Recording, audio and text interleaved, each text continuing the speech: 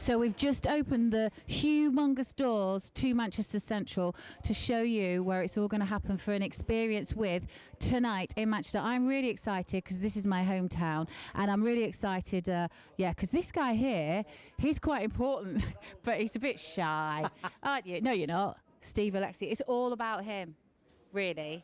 And it's a dream come true, though, isn't it? I know you don't want to talk much, but... Dream come true tonight? Well, I think just the whole concept of an experience with is a dream come true. Yeah, it's like I had a vision 10 years ago. No, more than that. It's evolved into what we've got today through a lot of pain, a lot of failure, a lot of stress. You're almost like doing the story of Sylvester Stallone. The pain, the stress. I know. Massively. I know, I can see it in your eyes.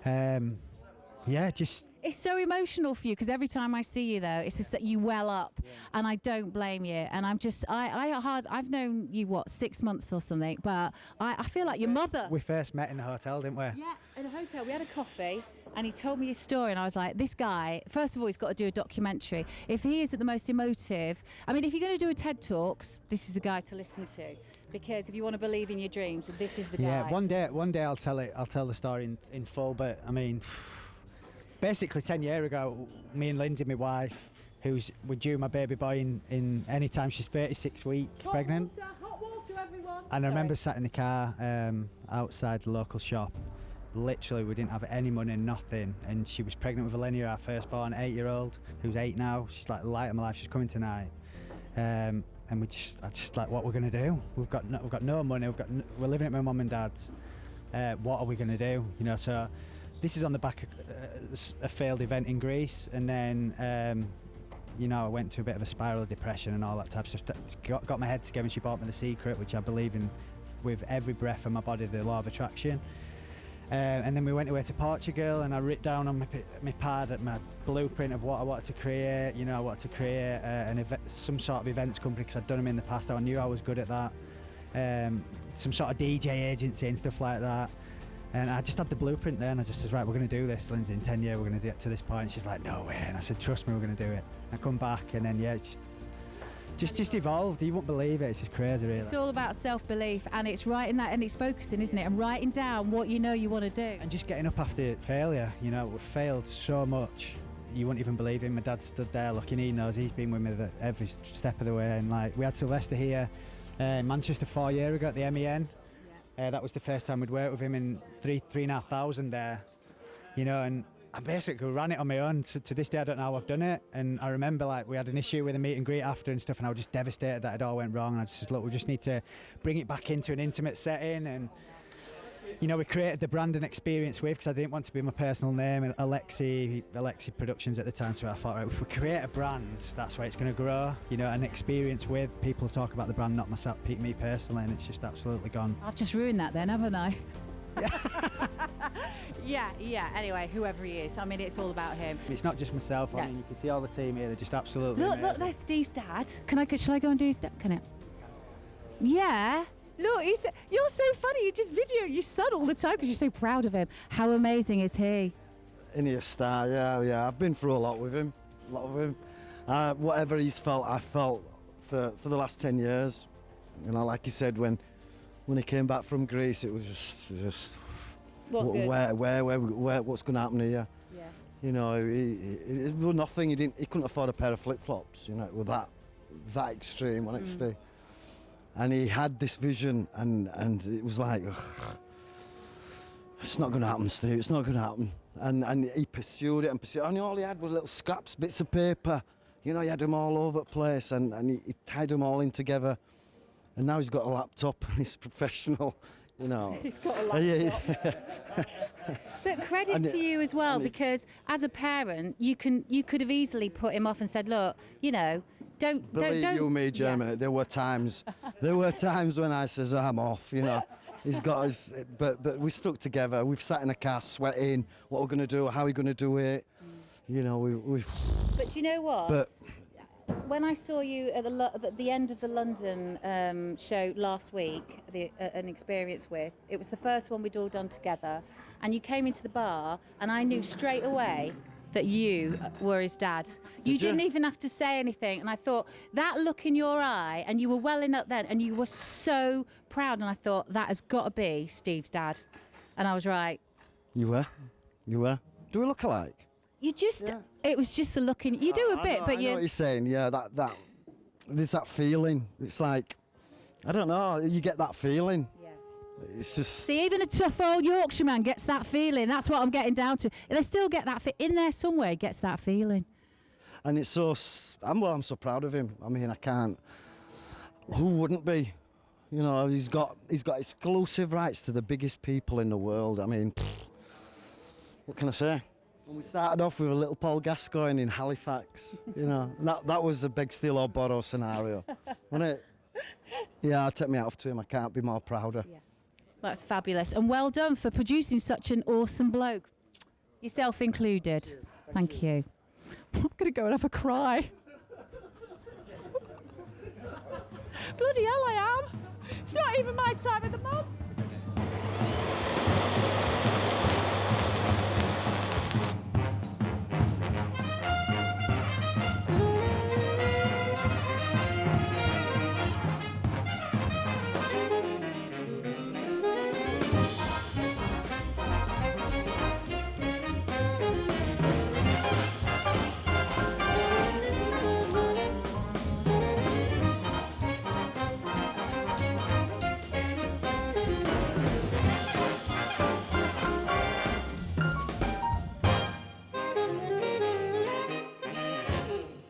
How this evening is going to go. We have not just Sylvester Stallone on the stage. We also have our grand auction this evening. You'll see the prizes over to my right-hand side. Some amazing pieces that you can take home with you this evening that have been signed by Sylvester Stallone tonight.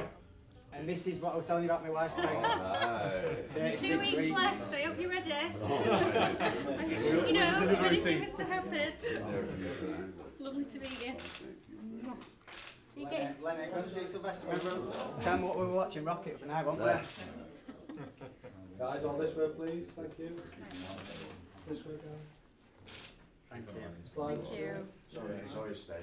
No, sorry. Do you want to jump back in? I'll just get the shot. Yeah, he's scared. Thank you. Thank you very much. Are you enjoying yourself?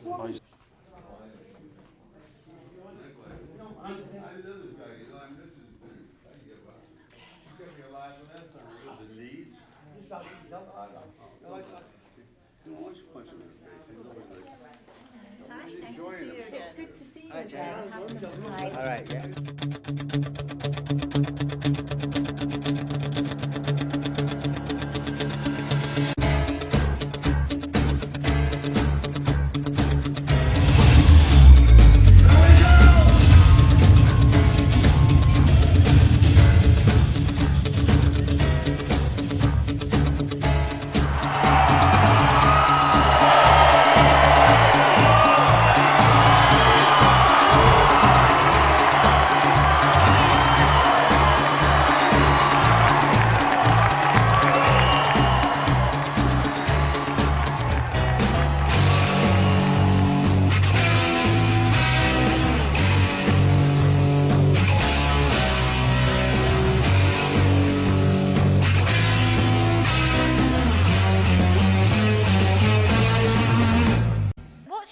What's your mantra for the family, for the girls? Well, it's called Semi-Act 2, which is without fear. Even though I'm always scared of what I'm doing, I just go, without fear, fuck it, go, do it. And that's my mantra. It's like, semi-meant to. Semi-meant to. Fantastic, and I like that. I think we'll just call it quits there for now, and we're going to just spread some love amongst the audience. We've got some questions. Okay. My question is, if given the opportunity to travel back in time and meet 10-year-old Sly, what advice would you give him? And likewise, if you had the opportunity to move forward in time and meet 100-year-old Sly, what guidance would you seek? Travel back in time. Well, I would tell them to avoid certain people. Let me see, travel back in time.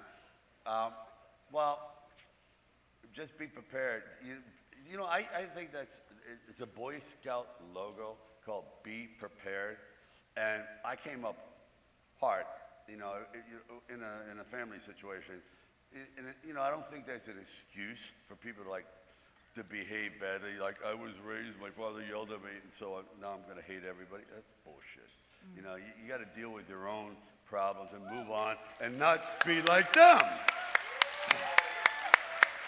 I'm so tired of it. I'm so tired of people laying that shit on the future. It's your problem. Everyone's got them. Either get rid of your problems or your problems get rid of you. That's it. It's not science.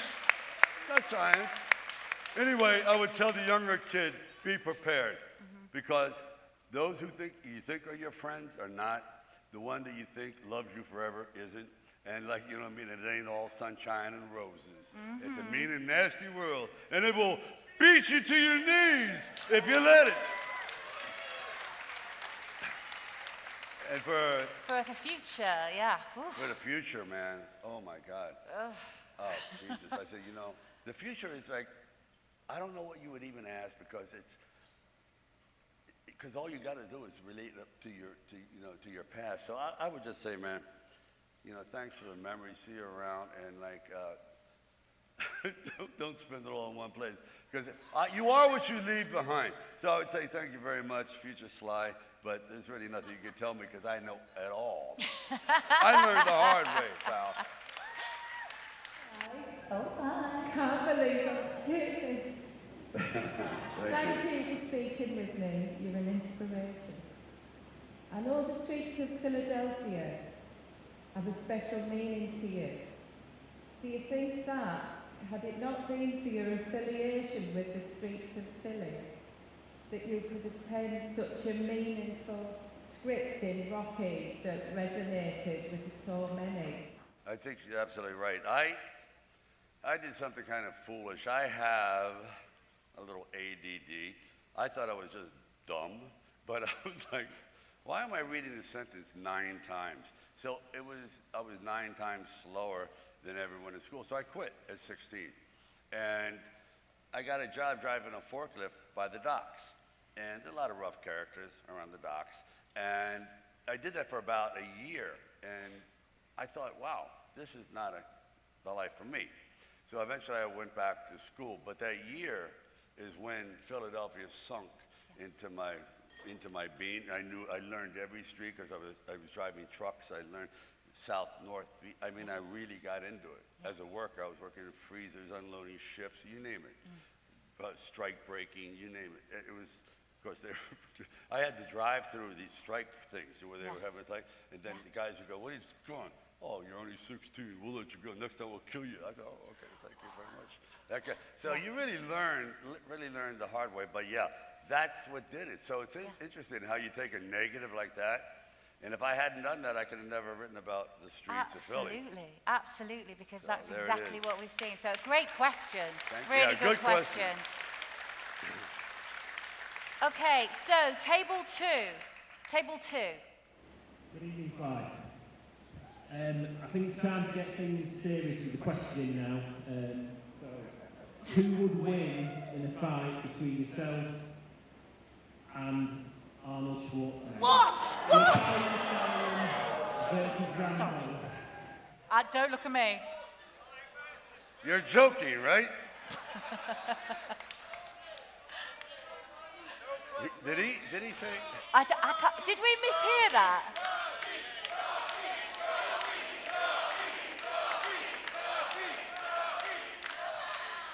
No, I don't want to hurt Arnold. Okay. I like him a lot. Should we move on? Yeah. Yeah. Table 30, please. No, he's a great guy. He's all right. He's great song, but yeah, I'm much faster. Absolutely. Yeah. So, table 30. Hi, I just want to say thanks for letting us speak to you and meet one of our heroes.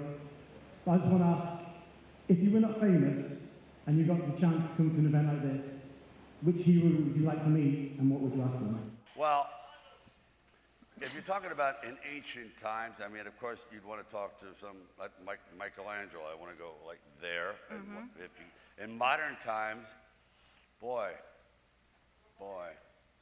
I don't know, guys. There's so many of them. Yeah, it's tricky.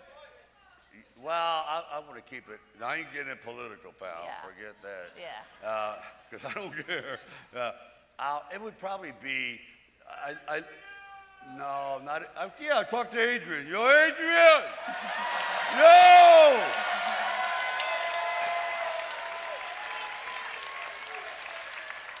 Absolutely. I love you. That was actually a tricky one as well, because you know you do that amazing sort of first kiss. Jennifer, it was a long time ago, and it was acting. But you know when you did that first kiss at the door? Yeah. Who was it who had the flu? She had the flu. Can you believe that? And I Your knew, I big said, moment. I'm going in for the kiss, and I'm going to not be the same when I leave. Did you get the flu? Yeah, I got the flu. No. Yeah, we just had hot and cold running snot. It was great. It was like, and it was all we were Talia's... stuck together like this. Anyway, she was even cute with the flu. Oh, She was. what a She was like beautiful unbelievable. lady. Yeah. When she walked in the office, I had been through about 5 different girls, and everyone just said, forget it. No, not through. Oh, I forgot what year we're in. Yeah. No, I had auditioned in public. Better. 5. Better. And it was Susan Sarandon. Believe it or not, it was Bette Midler, Cher. Well, no. Yeah, Did you? I promise you, Cher. Wow. And they all go in, who's he? Me. And then finally a girl named Carrie Snodgrass. And even she turned me down. Snodgrass or snod? Snodgrass, yeah. Snod, she not was snod. nominated. And no one wanted to work because it was $320 a week. And a stupid film, everyone thought, because boxing movies never make money. There's been over 300 boxing movies made. The only reason they make boxing movies is because up until the 70s, they had the Hays Commission, which means you can't show a man basically in his underwear. You can't. So they put you in boxing shorts and sweat you up, and there's a way to get through kind of like the sex barrier. Yeah, what? Yeah, 100%. That's why every actor did it. Every actor did a boxing movie. So that was it. And she walked in, and like my head exploded. I went, perfect. Just literally perfect. The eyes and everything. Absolutely. Don't start that smoke. Yeah, no. I think we've got time for one last question, if you don't mind. Okay. Yeah? Oh, Okay. hey, he's got the Expendables ring. Good, man. Yeah, I'll just get straight into the question. Can I ask Kurt Russell, what are we doing with him? And there's been some things on Twitter. I don't know if they're wind-ups. You mean Tango and Cash? Is that what you mean? That's what I'm leading to, yes. Okay. Now, is he going to be expendable, or is he going to be cash? No, it's a good question. Actually, a good question. Absolutely. And just one more thing. Seagal, what is the problem with him getting into Expendables? And be honest. Okay. Oh. Okay, well, 3 things there. no.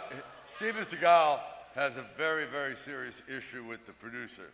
Okay. They go back a long time, and there's really bad blood. That's why that's never happened. Okay. It's not even in our hands.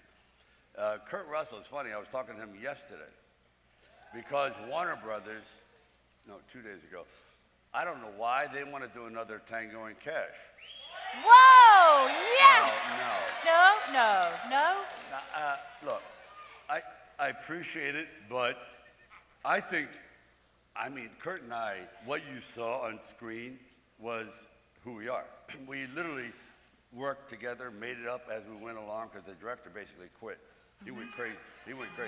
No, but Kurt said something. He goes, is it relevant anymore? Before, at least, like we were in prime and we looked a certain way with this and that, and it was the 80s or 90s, late 90s. He goes, today I don't know if that's going to fly. I said, I don't know, Kurt, but They came to me, and believe me, studios don't come to you unless they really want it. So Whoa. he's going up to play Santa Claus. Okay. He's going to play Santa Claus, and when he comes back, I'll ask him again. We'll see.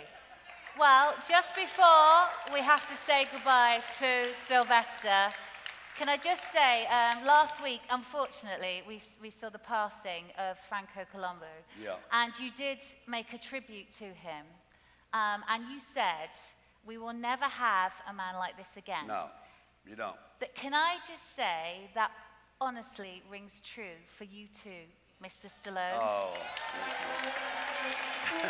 think so? I think so. You're a legend. You're a legend. Thank you so much, ladies and gentlemen. Mr. Sylvester Stallone.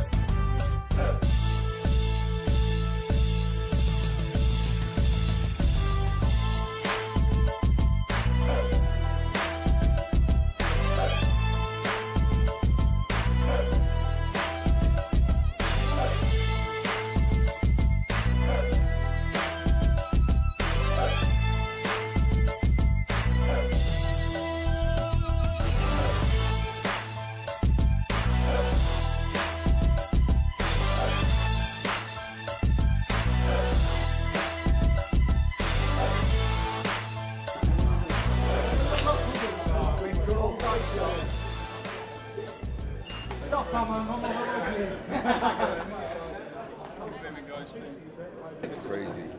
These are all photographs. It's crazy. It's all photographs of you. I know, but it's so if we're lucky enough to get you back next year, I'll do you another one with. Yeah. So Willie, do we get the family here? Another character, huh? Another bunch of craziness. All right, boss. Thank you so much. Kevin. Yes, sir. That door, but Let's we'll go. get the No, I family. appreciate it. Thank you. Yeah, we're going to slow. We're going to go this way.